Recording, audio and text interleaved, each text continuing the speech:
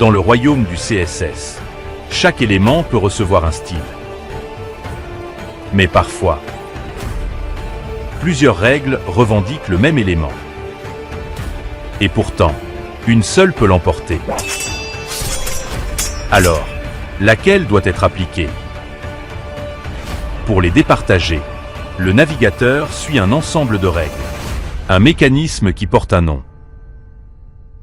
La cascade CSS. Et pour ce dernier épisode consacré au CSS, on va découvrir comment elle fonctionne. Pour nos exemples, on va utiliser ce même élément tout au long de l'épisode.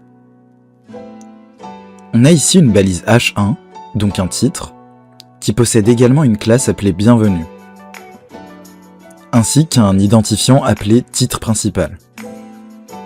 On a donc plusieurs façons de cibler exactement le même élément avec notre CSS. Commençons par le cas le plus simple.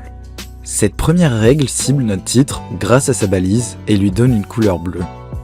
Mais juste après, une deuxième règle cible exactement le même élément, et demande cette fois de lui donner une couleur rouge. Les deux règles utilisent exactement le même sélecteur. Dans ce cas, c'est celle qui apparaît en dernier dans le CSS qui l'emporte. Notre titre sera donc de couleur rouge. Mais l'ordre ne suffit pas toujours, parce que tous les sélecteurs n'ont pas la même importance.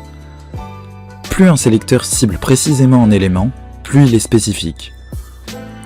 Un sélecteur de classe est donc plus spécifique qu'un sélecteur d'éléments.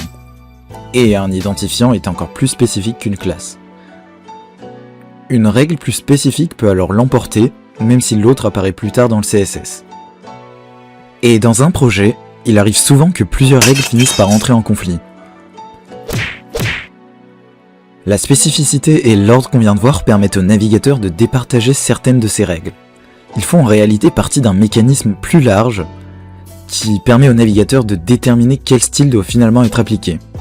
Voilà ce qui conclut cette partie de Dessine ton code consacrée au CSS. Merci encore à toutes celles et ceux qui continuent de suivre la série. On sait maintenant construire une page et travailler son apparence, mais il nous reste encore à la rendre vraiment interactive. Et c'est justement ce qu'on va commencer à découvrir dans la prochaine partie qui concerne le JavaScript.